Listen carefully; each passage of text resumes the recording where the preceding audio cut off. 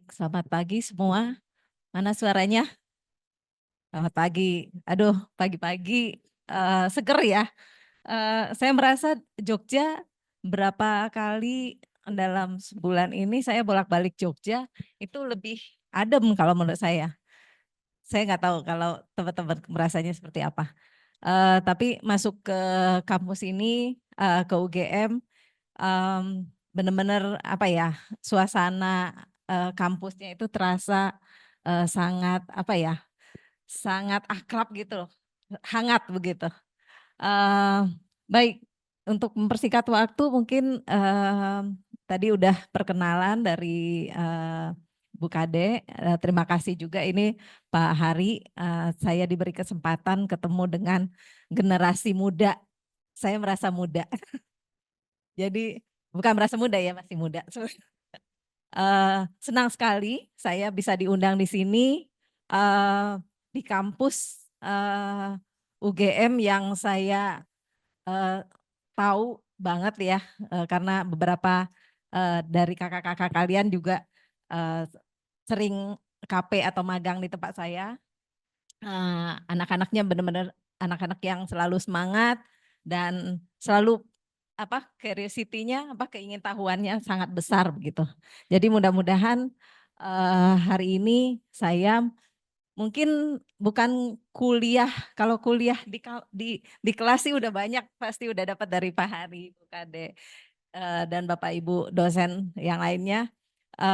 Mungkin hari ini itu karena ada pesan dari Pak Hari, pingin dengar pandangan atau saya sebagai arsitek, profesi saya yang mungkin hampir akan menuju ke 30 tahun ya, profesi yang saya jalani ini, yang mudah-mudahan apa ya, ini bisa memberi gambaran lah ya kepada eh, kalian bagaimana profesi arsitek itu ke depannya. Dan apa ya, kalau jadi mungkin mahasiswa ini enggak semuanya dari Jogja ya. Mungkin ada yang dari luar Jogja? Banyak yang dari luar Jogja? Iya. Nah, em, kalian beruntung berada di Jogja. Berada di Jogja yang menurut saya oh ya, dari sini dari semua yang ada di sini yang suka jalan-jalan siapa? Hampir semuanya suka jalan-jalan ya. Jadi arsitek mungkin salah satu tipsnya mungkin banyak jalan-jalan ya. Dan kalian berada di Jogja, kota yang sangat kental budayanya. Kalau saya jalan-jalan, kebetulan saya udah sampai di sini dari kemarin Pak Hari. Saya nginep di Prawiro Taman, yang banyak jalan-jalan di situ ada banyak bule-bule ya. Jadi mereka ya, maksudnya kalian ada di Jogja, banyak sekali destinasi arsitektur, banyak karya Pak Eko Prawoto, banyak seninya ya, artnya terutama ya. Saya selalu datang ke Jogja itu setiap tahun pasti saya pasti ke Jogja untuk Arjok. Siapa yang udah ke Arjok? Hampir semuanya banyak ya. Jadi senang sekali ada di Jogja karena memang apa ya, selalu eh, banyak kegiatan seni, desain gitu ya, yang banyak bisa kita nikmati.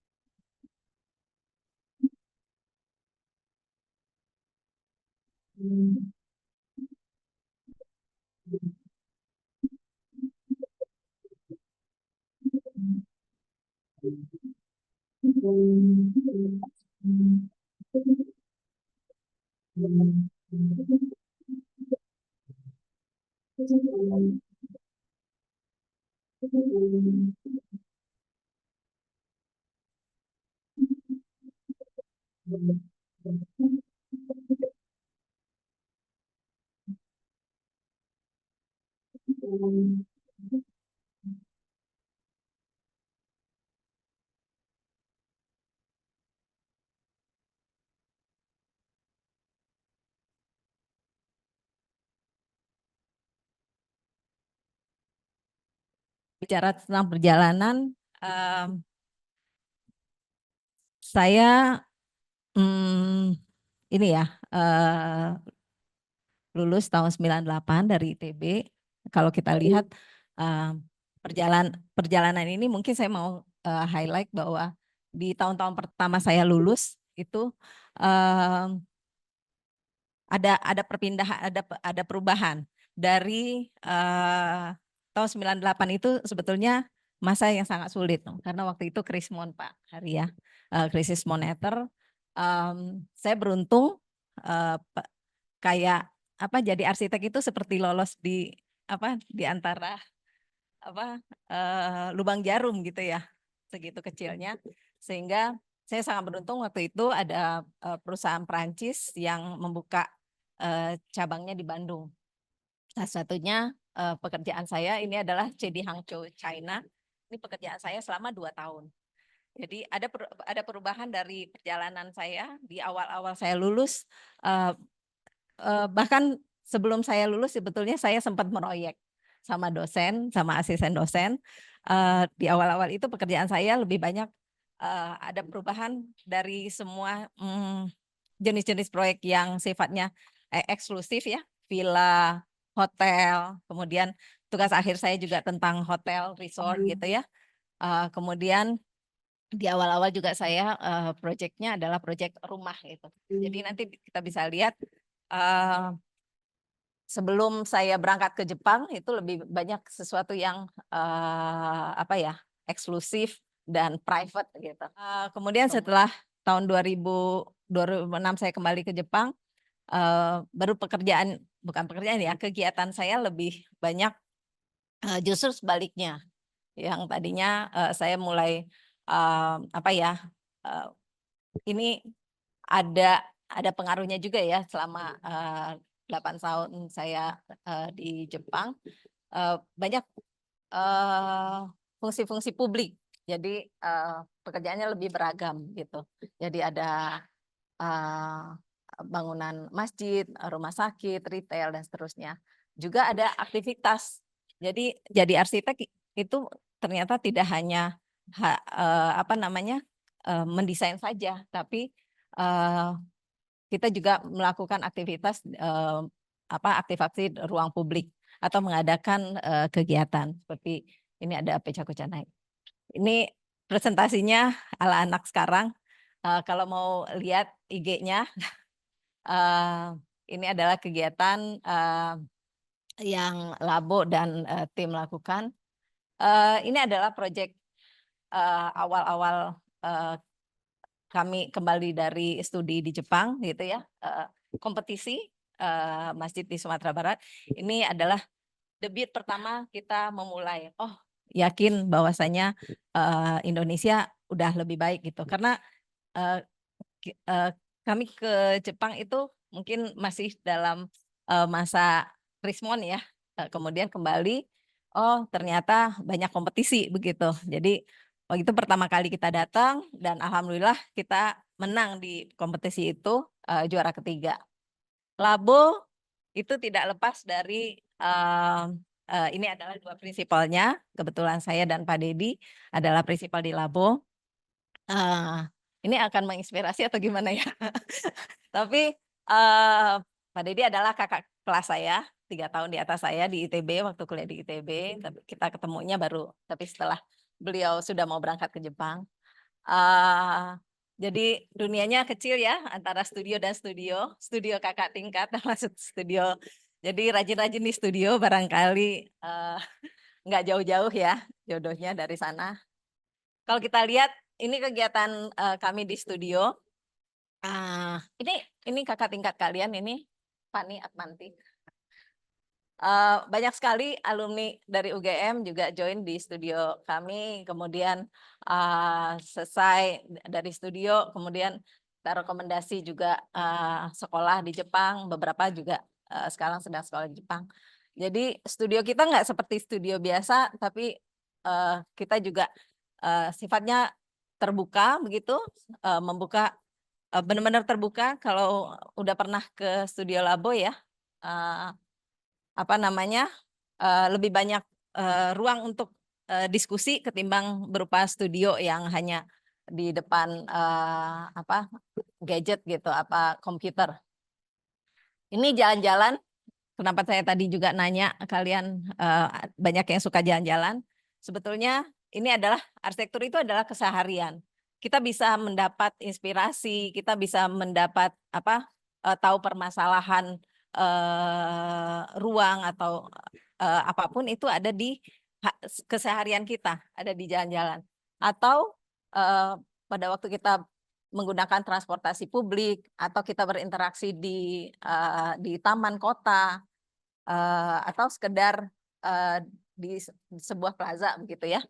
Jadi sebetulnya inspirasi atau apa yang saya lakukan itu sebetulnya banyak terinspirasi oleh saya jalan-jalan atau berada di ruang-ruang kota. Ini juga keseharian.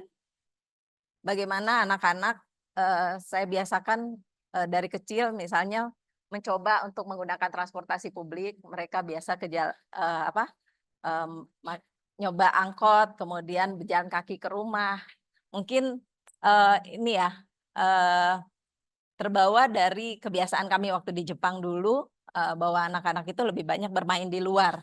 Bahkan mereka menerima temannya itu untuk main di rumah pun mereka menggunakan halaman seperti itu. Itu adalah inisiasi mereka sendiri. Dan kita juga biasa menikmati alam sehingga kita ada apresiasi yang apresiasi kita terhadap alam itu terasah selalu begitu ya. Itu juga mempengaruhi dengan bagaimana saya berpraktek berarsitektur di Labo. Ini Labo de Mori, tempat saya tinggal dan bekerja. Suasananya kurang lebih seperti ini. Jadi ada 9 pohon mahoni di sana. Tidak kita tebang, kita biarkan begitu saja, dan kita hanya memakai ruang-ruang di antara pohon-pohon tersebut. Luasnya sekitar 1.300. Ini dapat BCI Greenship Award 2019. Next. Dan ini adalah suasananya.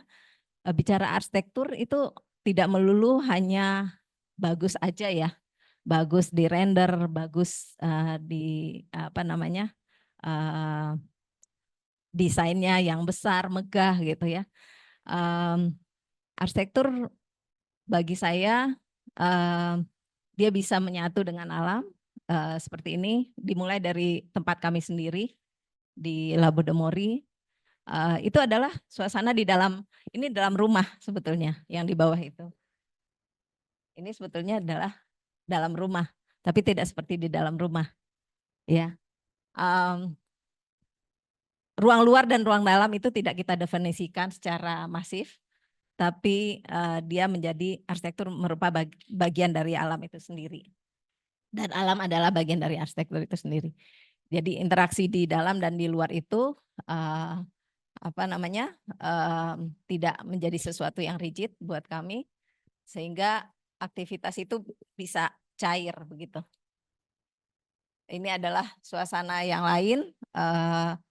Kalau kemarin ada yang visit ke Labo, mungkin suasananya seperti ini. Ini adalah acara di malam hari. Biasanya kita ada acara pecah kuca. Dan karena kita berada di dalam hutan, Labo de Mori itu adalah hutan ya, hutan Labo. Jadi suasana malam hari seperti itu. Jadi rumah kita itu seperti atau studio kita itu seperti lampion gitu. Lampion eh, di apa di luarnya gelap gitu. Next ya. Susah juga ya. Kalau Eh, ini Labo de Mori Labo 1 rumah kita sendiri ini mendapat BCI Award bukan EI Award 2015 kalau nggak salah ya. Sebagai rumah kompak dan kecil. Rumahnya sangat kecil, hanya 4,5 kali 7,5 meter. Tapi ada mezaninnya. Ini juga terinspirasi dari kami tinggal di Jepang dulunya. Jadi ternyata tidak perlu ruang yang besar gitu. Segitu aja udah cukup. Next. Ini marketnya sempat kita bawa ke pameran di Frankfurt tahun 2018 kalau nggak salah, apa 2015. Next. Yang lain adalah ini labo yang ketujuh. Jadi kita tidak hanya untuk tempat tinggal gitu ya dan studio, tapi juga di sini banyak teman-teman yang karena merasa sering visit ke labo, pengen juga dong kalau bisa tinggal di sini gitu. Akhirnya ini kebetulan unit keluarga yang hanya sekali-sekali dipakai. Jadi dan sekaligus ini eksperimen dari kita pada waktu COVID, dibangun pada waktu COVID dengan struktur kering ya istilahnya, struktur kering. Apa namanya? Ini digunakan untuk bisa untuk tinggal juga, stay di sini. Next, untuk tamu-tamu. Next. Lagi-lagi ini unit yang compact dan ada fleksibilitas di situ, bisa digunakan juga sebagai galeri dan juga fleksibel untuk bisa juga digunakan untuk tempat tinggal atau stay untuk beberapa hari. Next. Next. Ini beberapa unit yang lain di Labo de Mori. Next. Jadi di bawah parkiran itu karena kita ngikutin kontur, kita tidak merusak alam, jadi ada ruang di bawah area parkir yang ruang untuk strukturalnya itu kita bisa jadikan unit. Next. Ini waktu itu ada pameran dan jadi Labo de Mori itu tidak hanya tinggal tapi juga pertama kali justru kita dedikasikan dia untuk ruang publik. Jadi kita udah punya acara ngumpul desainer, arsitek di sini. Next, ini adalah acara pecah kuca ya. Nah, berbagi dan toleransi itulah yang sebetulnya kami berbagi ruang kami sendiri, ruang private ada di Labo itu untuk kegiatan publik gitu. Kegiatan berkumpul, kegiatan diskusi, sharing begitu. Next. Dan kemudian kami extend juga ke pekerjaan kami yang berikutnya. Ini adalah Kozima Rawa. Next. Jadi pada waktu COVID, Kozima Rawa ini adalah bangunan yang kita temukan itu tidak dipakai lagi oleh pemiliknya, begitu ya. Padahal posisinya sangat strategis di ujung Jalan Cisitu Lama. Sebetulnya di belakang di gang itu ada gang banyak sekali mahasiswa ITB, Unpad, Unpar gitu yang kos di sana. Tapi ini sayang sekali ada suatu klaster di satu klaster kecil gitu ya di dekat, mungkin next bisa lihat ya rumah begitu ya, rumah tahun 70-an yang kita renov. Jadi ini mungkin salah satu juga yang biasa Labo lakukan, kita minimum intervention. Jadi kita merenov hal-hal yang prinsip aja, sangat minim tapi efeknya atau impactnya besar begitu. Jadi kita mengaktifkan lagi ruang atau bangunan yang juga sudah menurun kualitasnya, yang tadinya hampir ditinggalkan, hampir roboh begitu, kita manfaatkan dan sekarang ini bangunan ini sangat hidup gitu, terutama untuk mahasiswa untuk nugas sih.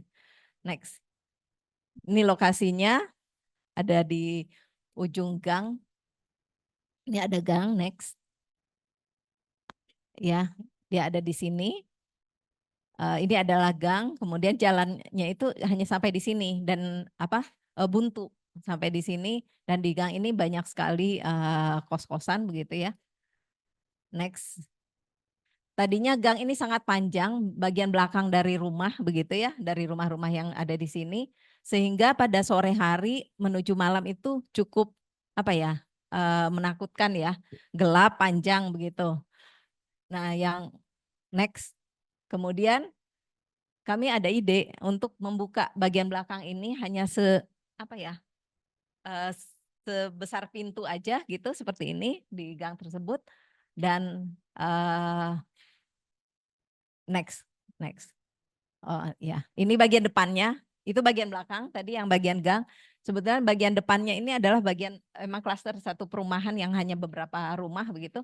Jadi kita biarkan supaya skalanya itu tetap seperti sebelumnya gitu. Karena yang tinggal di sini adalah apa namanya, orang-orang yang udah lumayan sepuh begitu ya.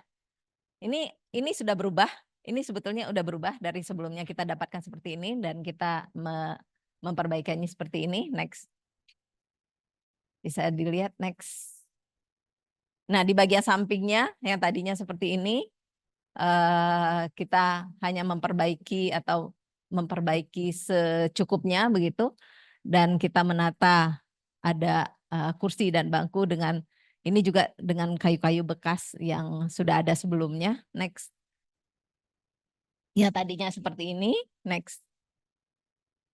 Ini sebetulnya sangat minimum intervensinya. Yang tadinya ini adalah bagian dari toilet. Jadi kalau rumah lama itu toiletnya kayaknya dipisah gitu dari rumahnya. Ini bagian dari toiletnya kita buka. Kemudian saya mengajak teman yang emang dia mengoperate kopi begitu. Kayaknya ini space bisa dipakai untuk mahasiswa, untuk teman-teman yang meeting dan segala macam.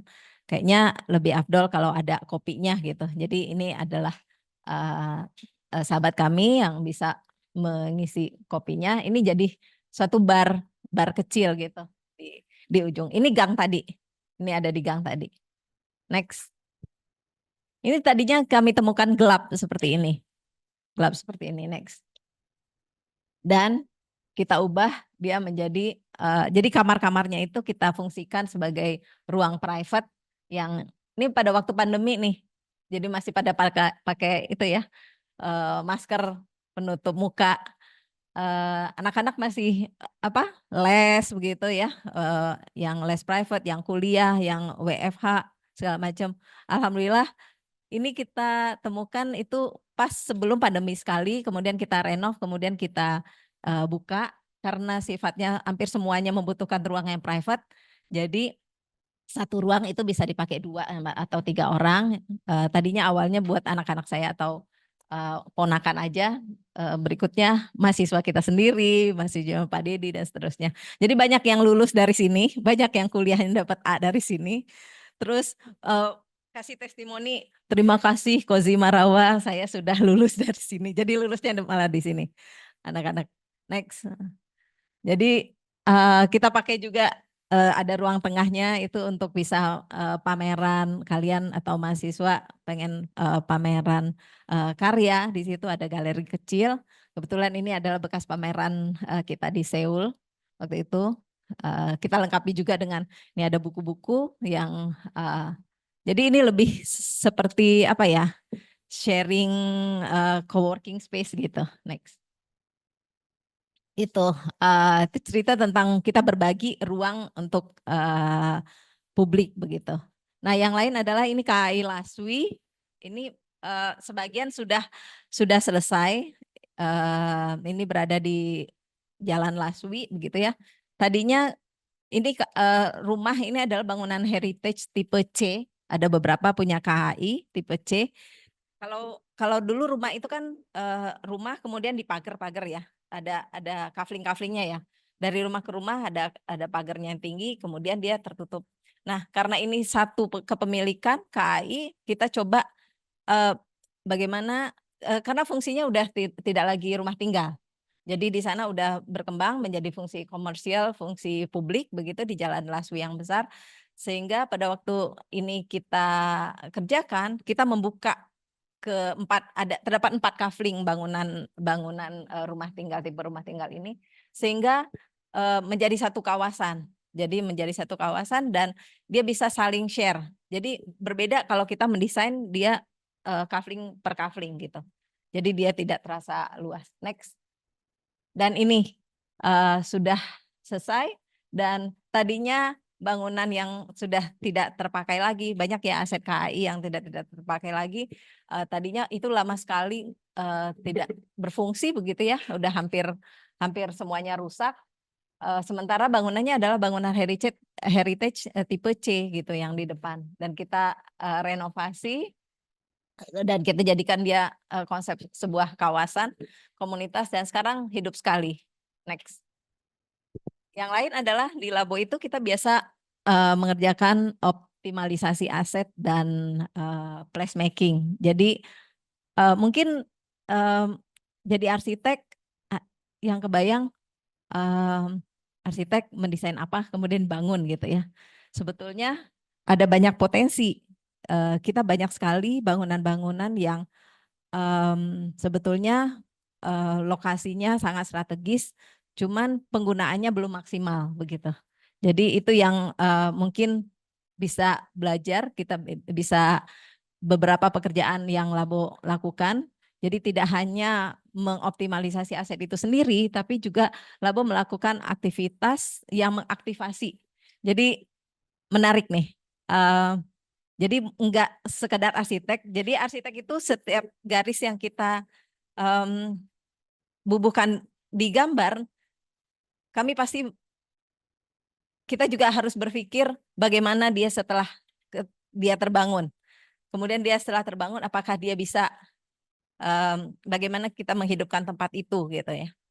Bagaimana tempat itu biar tetap apa namanya punya roh, punya apa ya, punya hidup lah ya. Maksudnya setiap apa yang kita lakukan tidak hanya melulu soal fisiknya atau fungsinya, tapi juga bagaimana dia bisa menjadi sebuah tempat gitu. Next.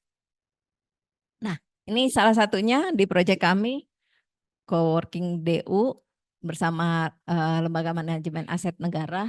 Ini adalah aset negara yang juga udah lama ditinggalkan dan kita konsepkan menjadi sebuah ruang baru.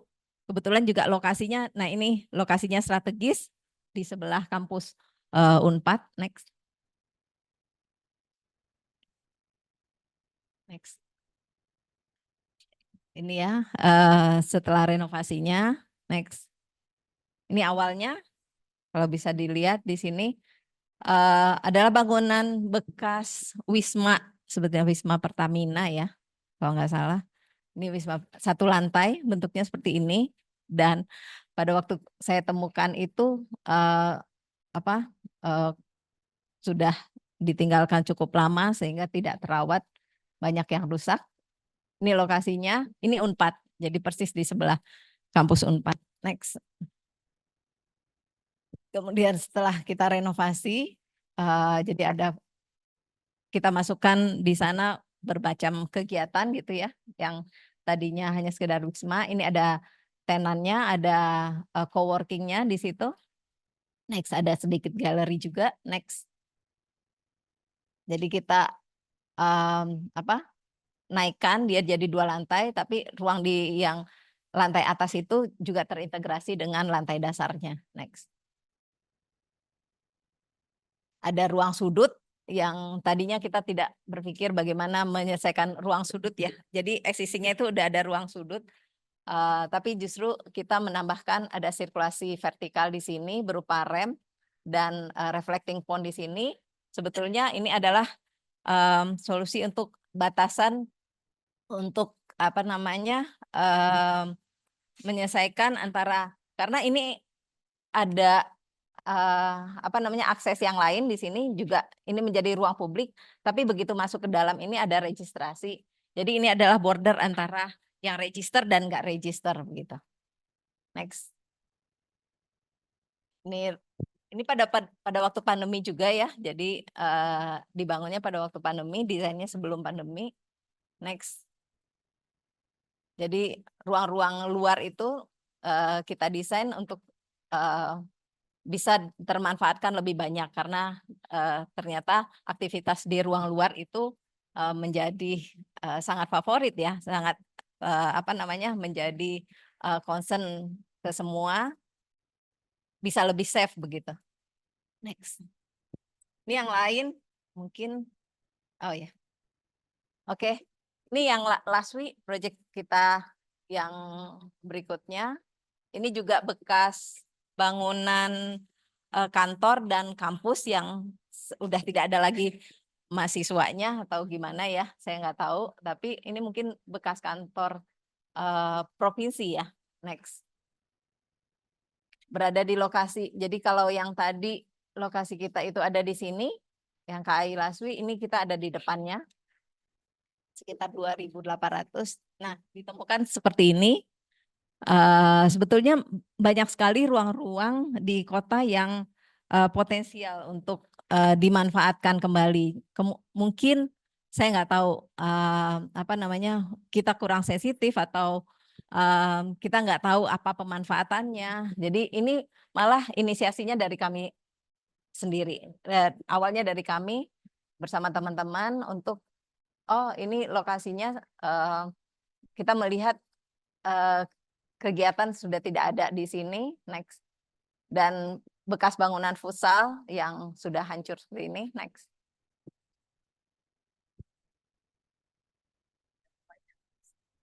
Nah, ini adalah usulan desainnya pada waktu itu. Next. Next.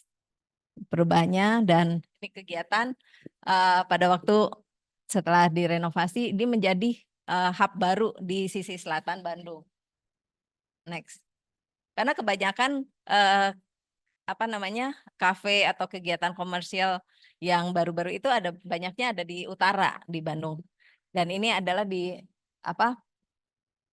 perbatasan dari utara ke selatan. Jadi banyak dari perumahan-perumahan di sisi selatan menjadikan tempat ini tempat berkumpul yang baru begitu. Next.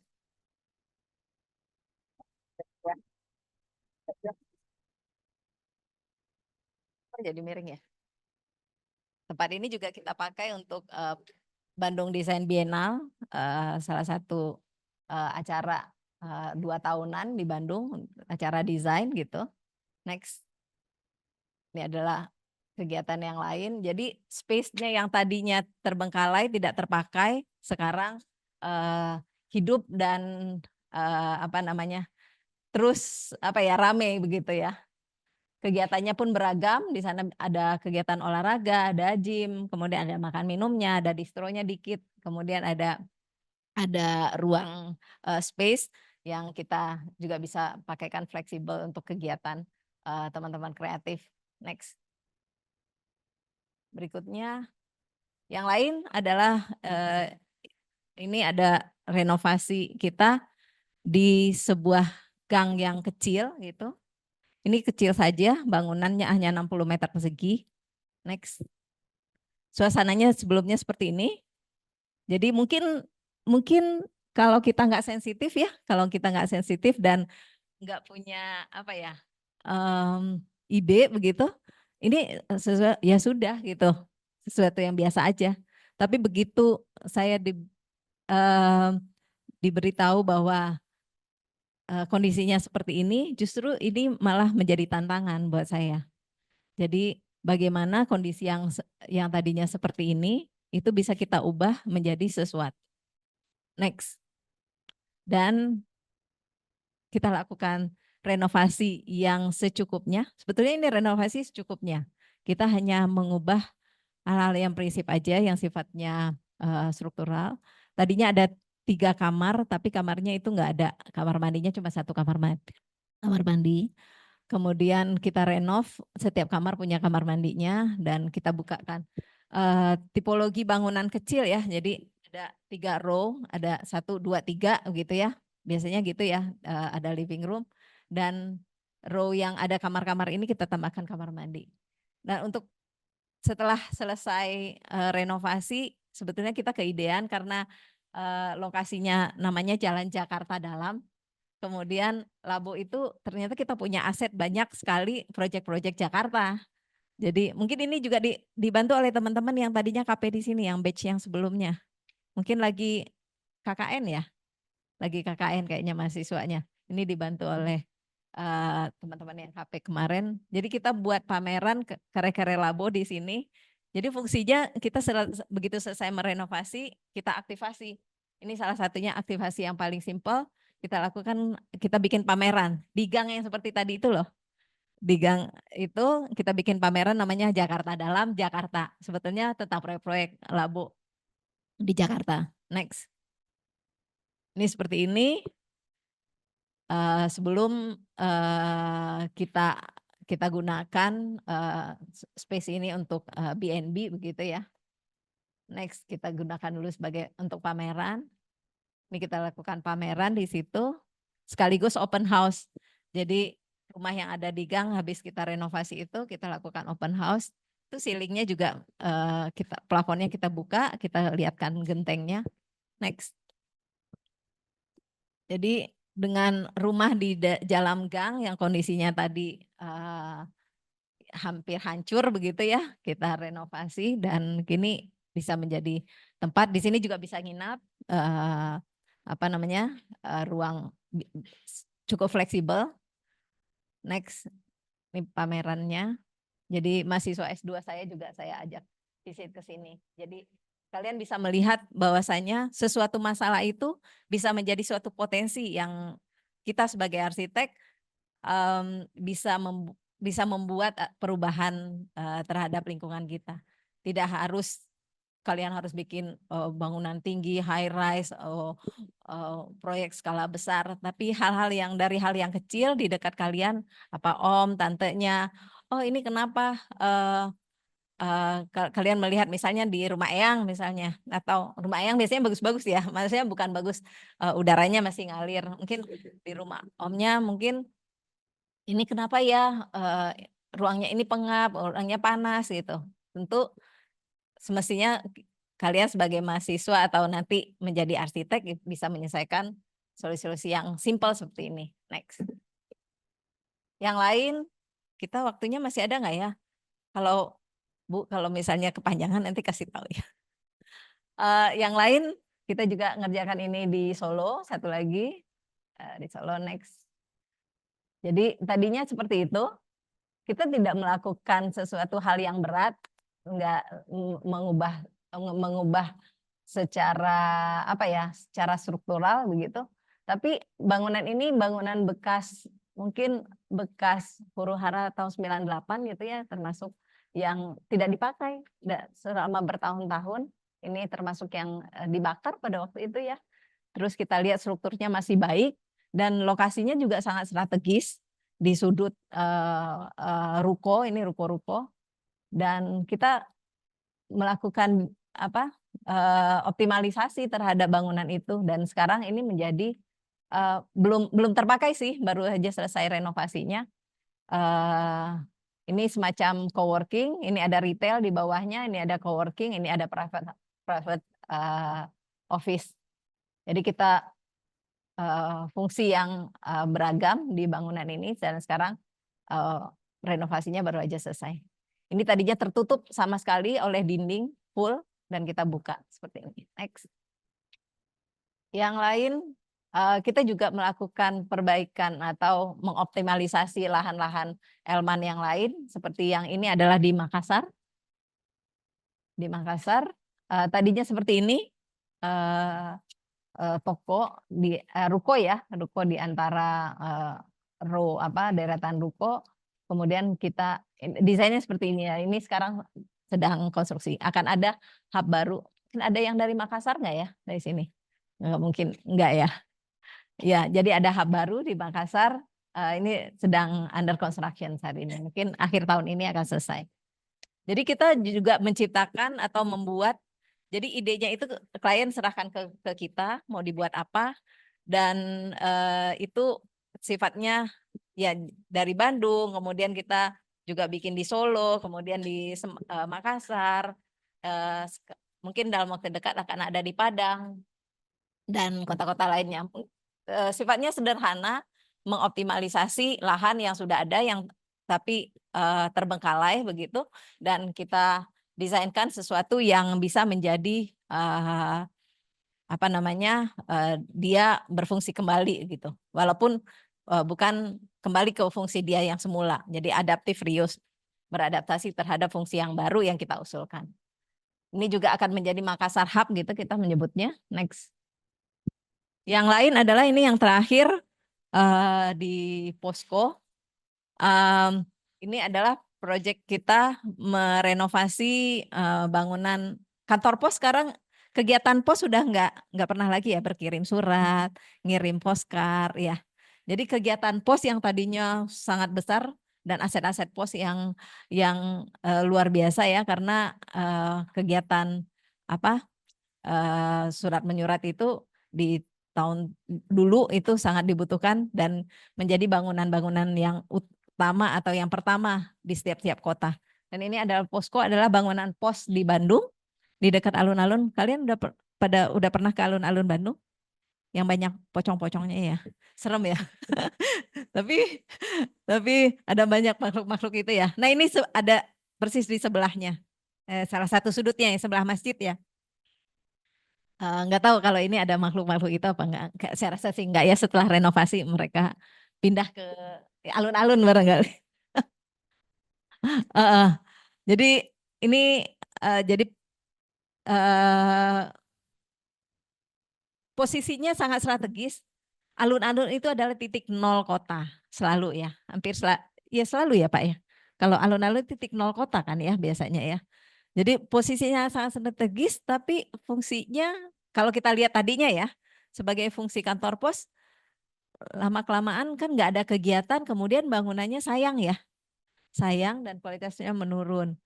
Dan daripada dia sayang, apalagi di bangunan heritage kelas A, jadi sangat dilestarikan ya, maksudnya tidak boleh dihancurkan begitu dan harus dilestarikan.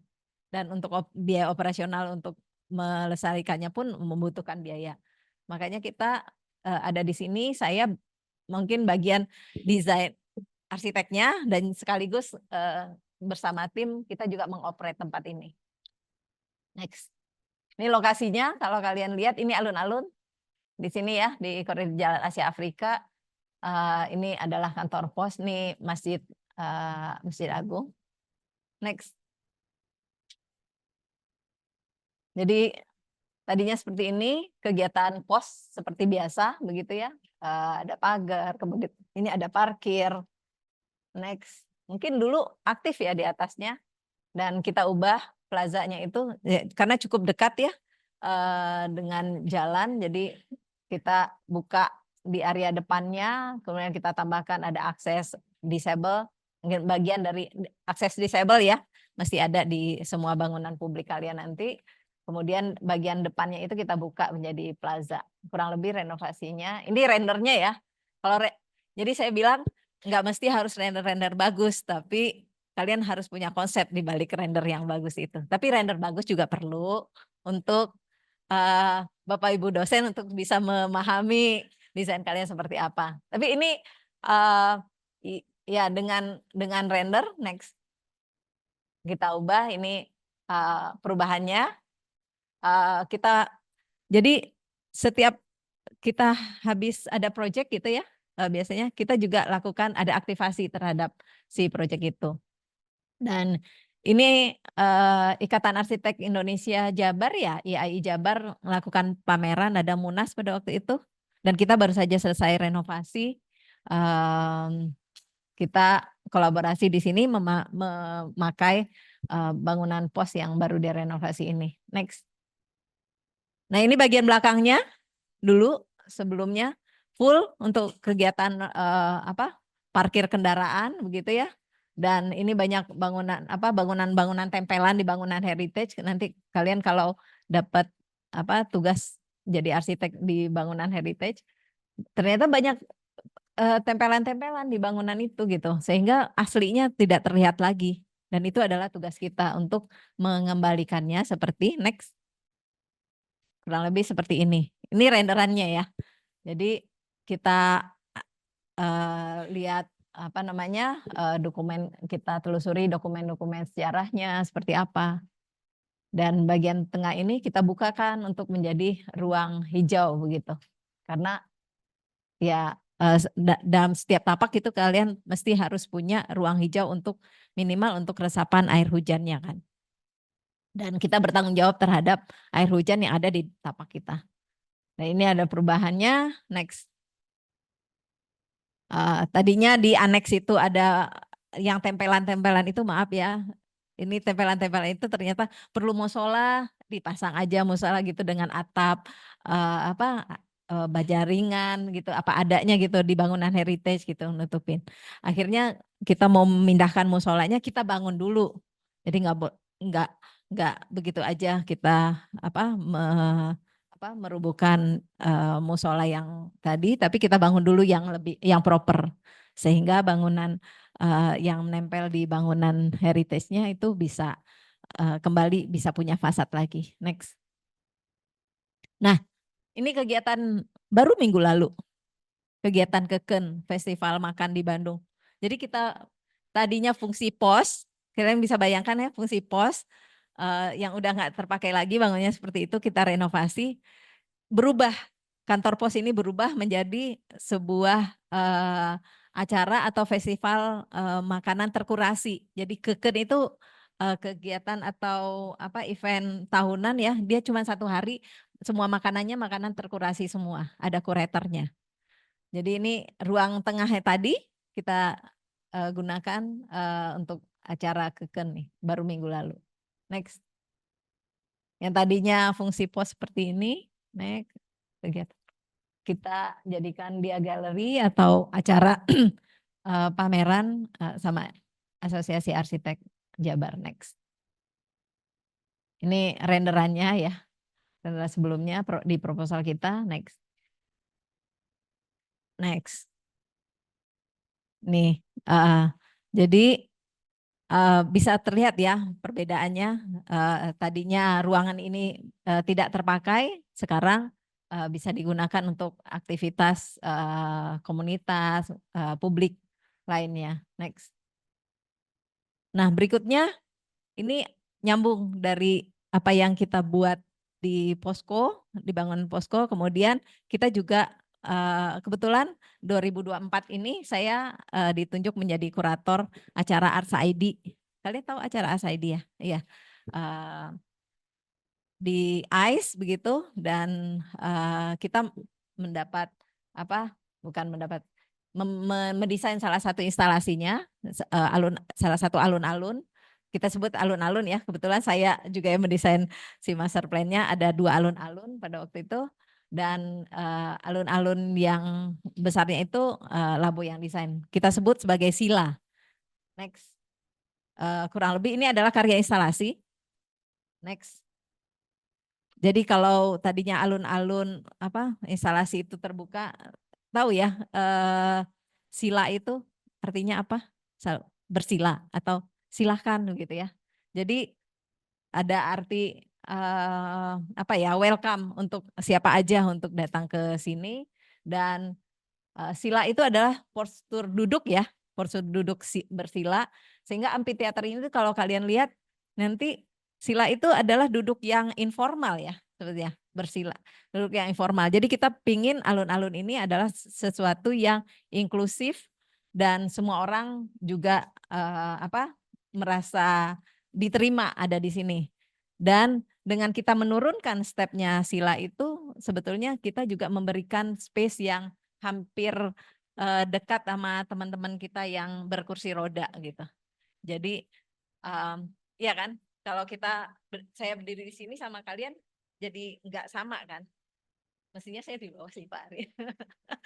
Tapi dengan step yang nggak terlalu tinggi ini, kita menjadi di sini menjadi relatif sama begitu.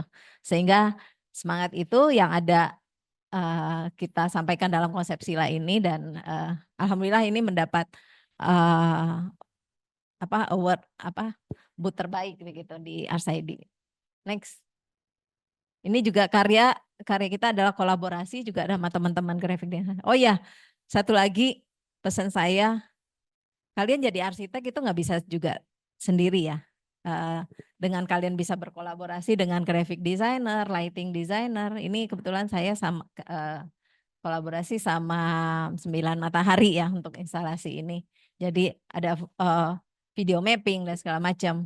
Padahal kita mendesain simple ya, hanya screen, tapi dengan ada konten kita kolaborasi dengan graphic designer, Sila ini menjadi value-nya berkali lipat begitu.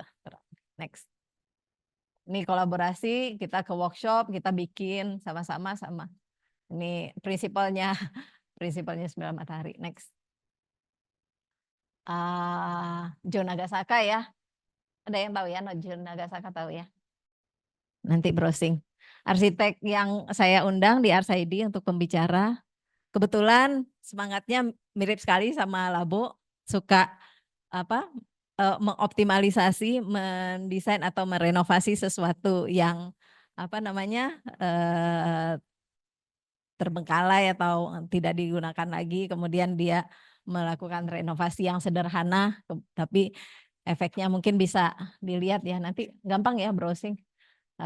Jo, ini pembicara-pembicara di RSID tahun ini ya, Februari kemarin. Next. Nah ini suasana pada waktu alun-alun Sila dipakai di RSID. Idenya sebetulnya sederhana ya, membuat alun-alun, tapi bisa keluar idenya seperti ini. Alun-alun nggak, kan dikasih lot square gitu ya, tapi kita bikin dia diagonal gitu supaya menghidupkan aksis ke sisi yang sini dan sisi yang sini gitu. Jadi kita buat alun-alun yang berbeda begitu ya, juga dengan step-step yang berbeda. Dan alun-alun Sila dari RSID, instalasi yang kita buat di RSID, kita bawa ke posko. Ini adalah settingnya di posko yang tadi.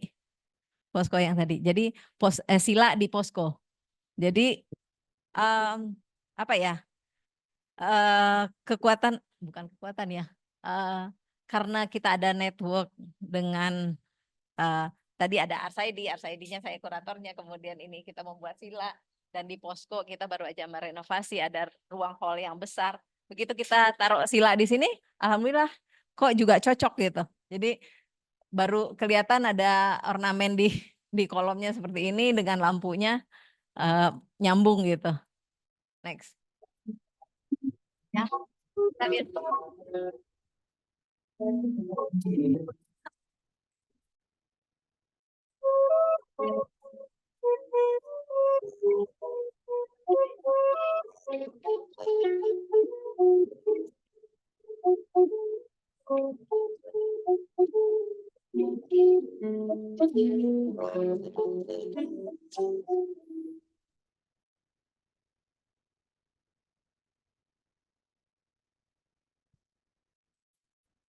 Tadi kalau ini nggak apa-apa ya.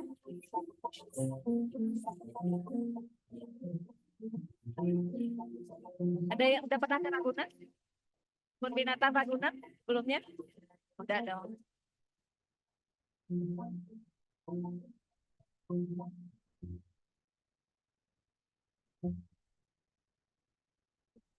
Sekarang udah standarnya video ya. Tugas studionya harus video nggak Pak? Tugas akhir ya? Oh belum ya? Oh, udah enggak. Berat ya. Ini misalnya sekarang tuh bikin.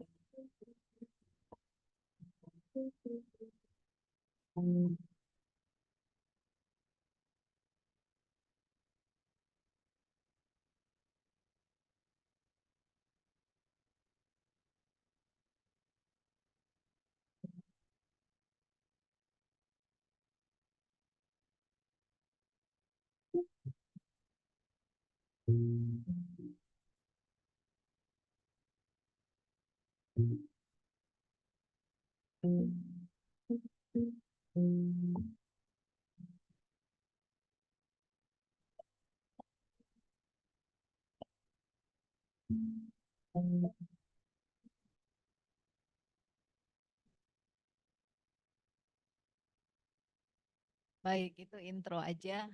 Kita masuk kalau tadi Labo concern terhadap apa arsitektur dan apa ya,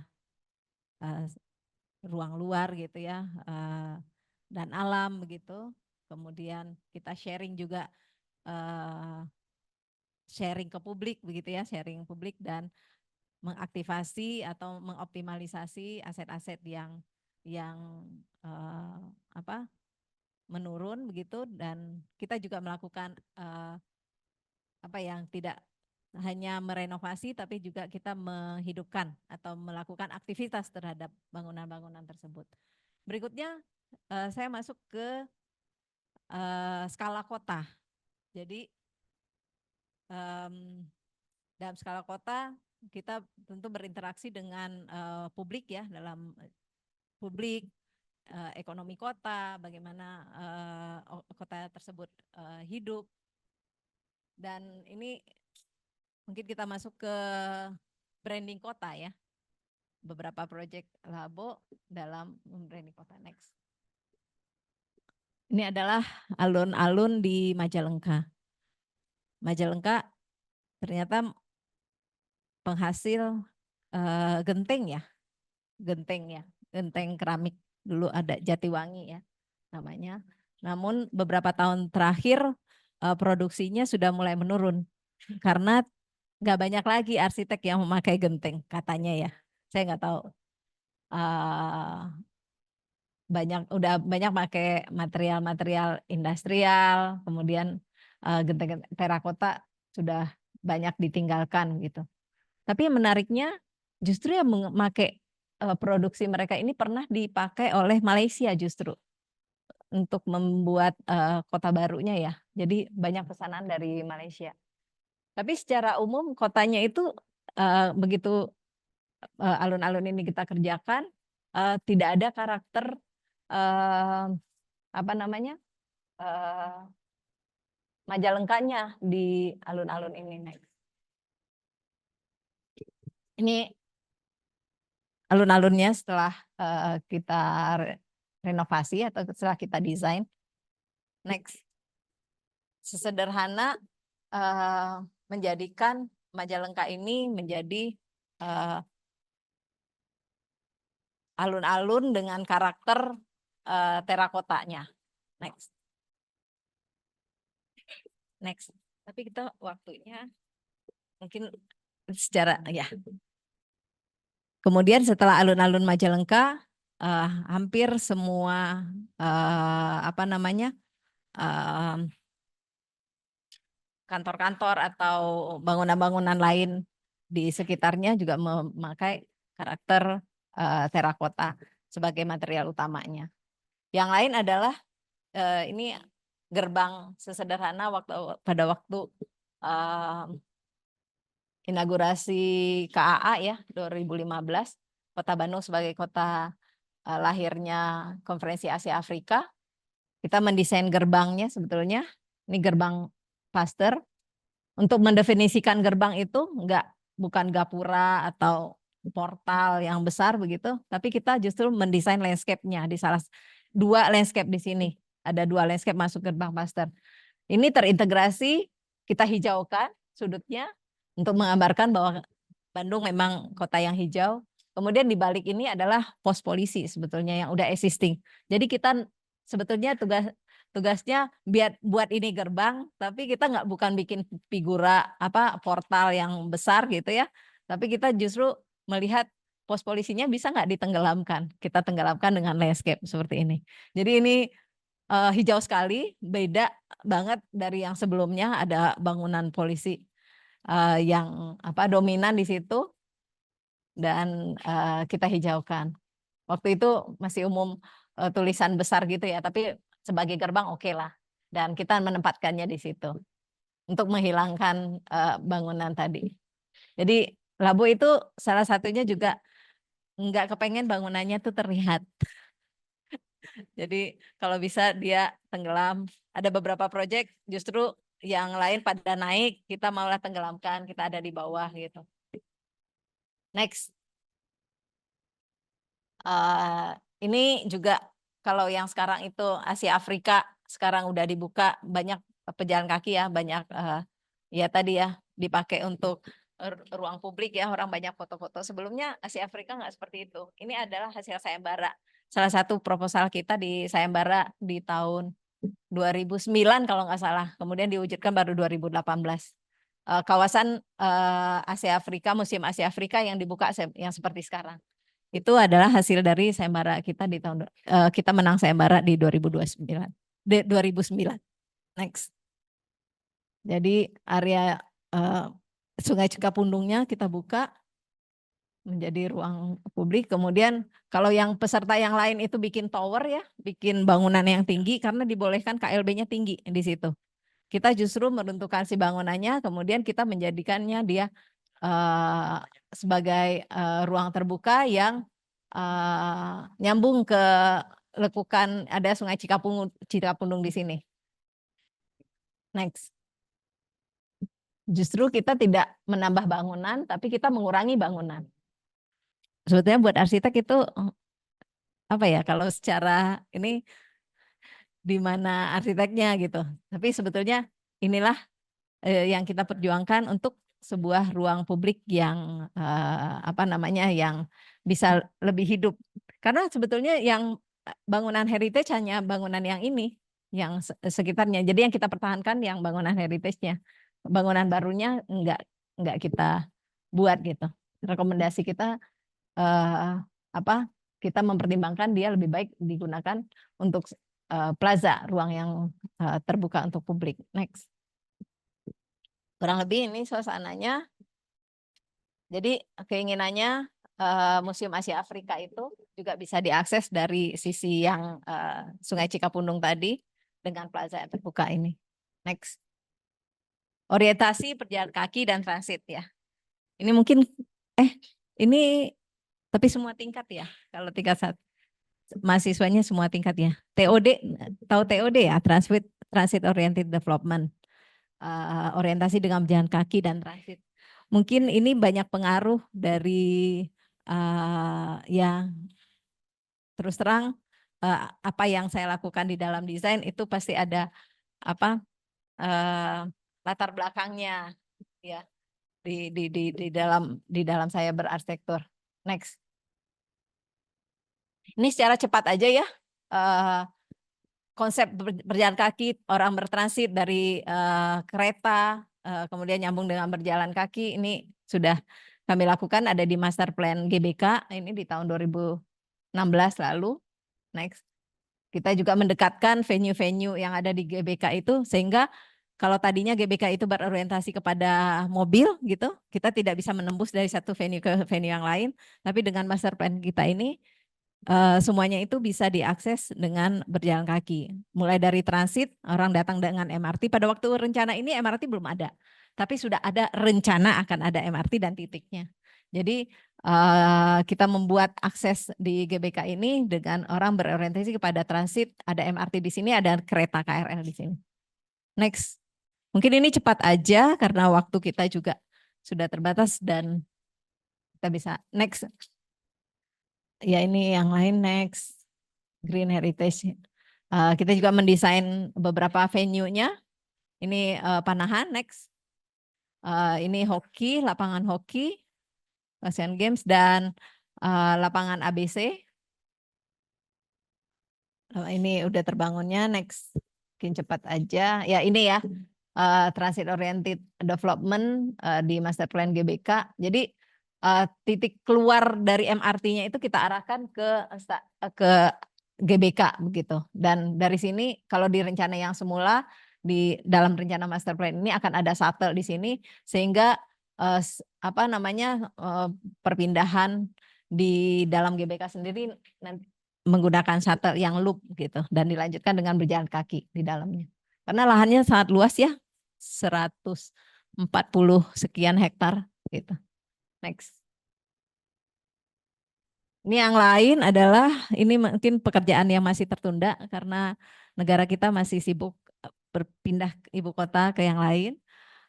Ini yang Labo menangkan di tahun 2019 Medan Merdeka atau Monas ya. Next. Kita menghijaukan area Monas ini menambah hijaunya sekitar 14% dari sebelumnya. Itu sangat banyak sekali perkerasan. Dari 55% kita tingkatkan menjadi 64%. Dan yang terpenting di sini adalah menjadikan dia sebagai area untuk perpindahan transit orang itu tadi. Jadi kalau di sini ada Gambir dan di sini ada MRT ya. Jadi kalau Monas yang ada sekarang itu kan harus muter melipir di pinggir-pinggirnya aja. Tapi dengan Monas, dengan master plan kita yang baru ini, publik itu akan bisa berpindah transportasi dari Gambir maupun ke MRT di sini itu dengan melewati peri-peri atau masuk ke dalam lingkar yang lebih dalam di dalam Monas. Karena manusia itu kan pengen mendapatkan jalan yang pintas ya, yang lebih pendek dan yang nyaman begitu. Jadi kalau dia ada di peri-peri ini sangat jauh begitu ya, sehingga lagi-lagi pasti orientasinya akan adalah berkendaraan gitu. Next. Ini salah satu yang sudah dibangun. Sekali lagi, ini bagian dari di Monas, pos polisinya enggak kita tonjolin. Kebetulan kita harus mendesain pos polisi. Karena sebelumnya kita udah dikasih pos polisinya udah existing. Pada waktu kita harus mendesainkan pos polisi, akhirnya kita membuatkan pos polisi yang proper, yang dia tidak menonjol keluar gitu, keluar di permukaan, tapi kita setengahnya kita tenggelamkan dan kita hilangkan dia bersama landscape gitu. Next. Ini yang tadi Ragunan. Kenapa tadi videonya tentang Ragunan? Sebetulnya Ragunan luas sekali ya, 100 berapa ya? Ini besar sekali, hampir lebih besar dari Monas tadi ya. Jadi Ragunan itu punya masalah bagaimana mereka memaintain kawasannya karena besar sekali. Kemudian sementara kita melihat ada potensi di sini. Jadi ini kalian juga mesti belajar ya pada waktu mendesain kawasan. Ada potensi transit di sini. Di mana potensi transit itu bisa kita gunakan untuk fungsi yang istilahnya komersialnya ada di situ. Jadi di sini bisa tinggi bangunannya, bisa bisa fungsi apartemen atau office begitu. Karena di sini ada perpindahan dari moda transportasi bus dan kita sambungkan dengan MRT. Jadi dari MRT, bus dan ke Ragunan itu menggunakan transportasi publik. Next.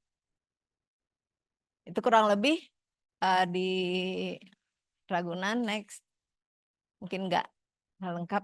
Mungkin waktunya ini terakhir kali ya. Ini Loka Blok M. Next.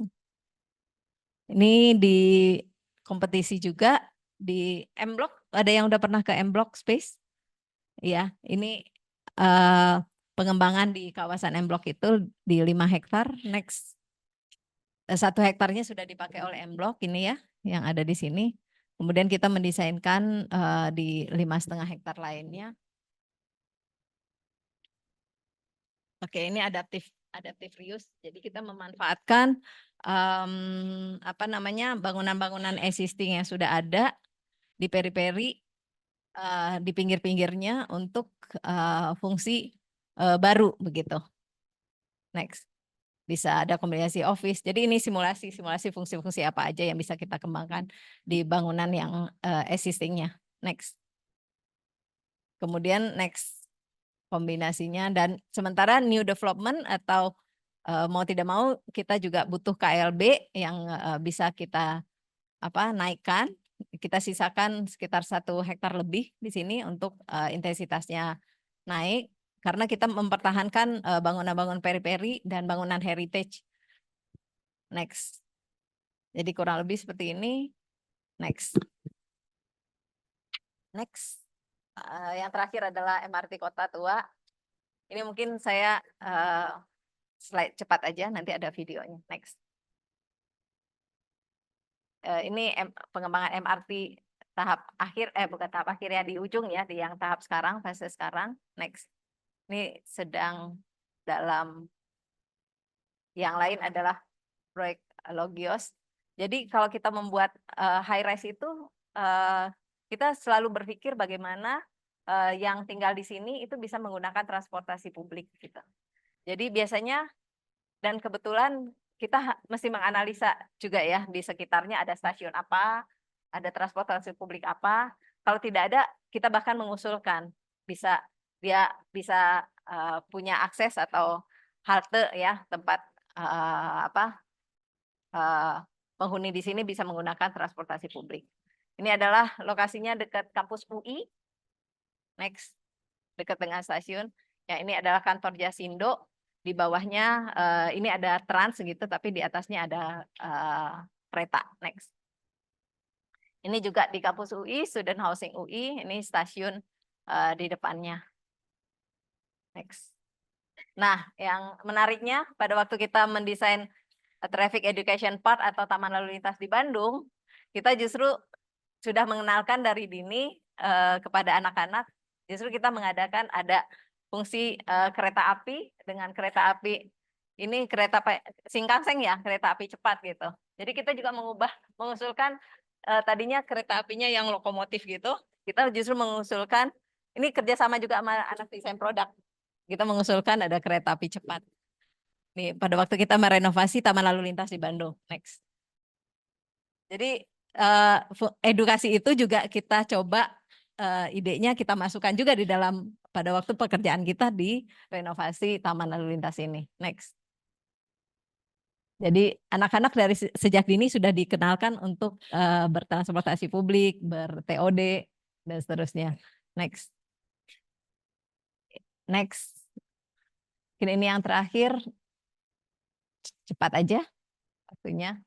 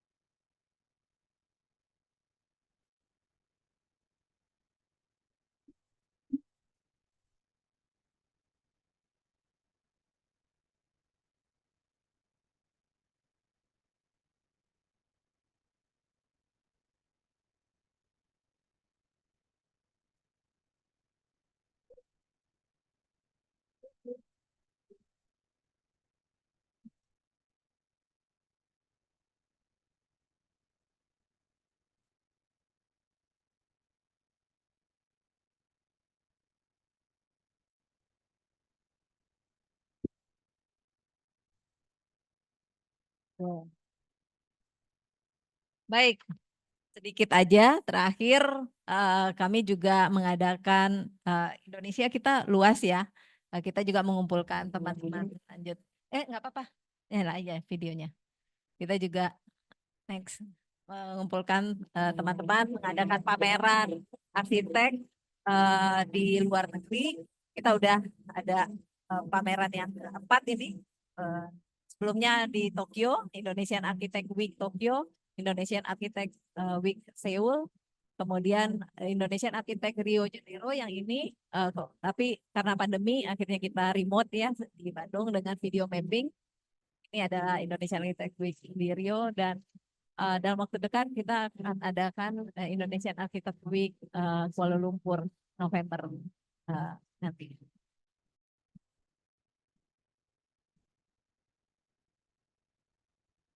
pandemi, jadi pamerannya diadakan di PVJ di Bandung.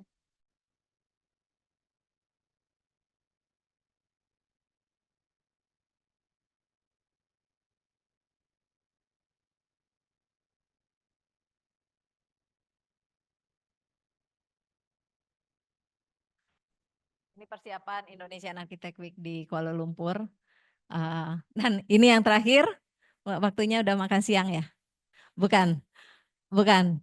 Jadi dengan pesannya Pak Hari tadi, ini kalau kalian lihat perjalanan saya, bagaimanapun, kemana jauh pun perjalanan saya, eh, setiap apa namanya di akhir perjalanan itu selalu saya kalau misalnya ditawarkan, udah Bu stay aja gitu ya, kalau udah sore gitu, saya mungkin akan tetap pulang. Saya memilih pulang karena paling tidak setiap pagi saya menyiapkan bekal anak sekolah. Tapi sekarang karena anak-anaknya udah besar, jadi apa namanya ya kegiatan ini sudah mulai jarang saya lakukan. Tapi jujur dulu kalau misalnya saya harus meeting ke sana atau kemana-mana Pak, jadi maksud saya seimbang gitu ya. Paling enggak ada yang apa kita harus bisa mengukur, di mana kita juga harus ada juga di keluarga, ada juga di masyarakat atau di pekerjaan kita. Kurang lebih seperti itu. Next. Terima kasih.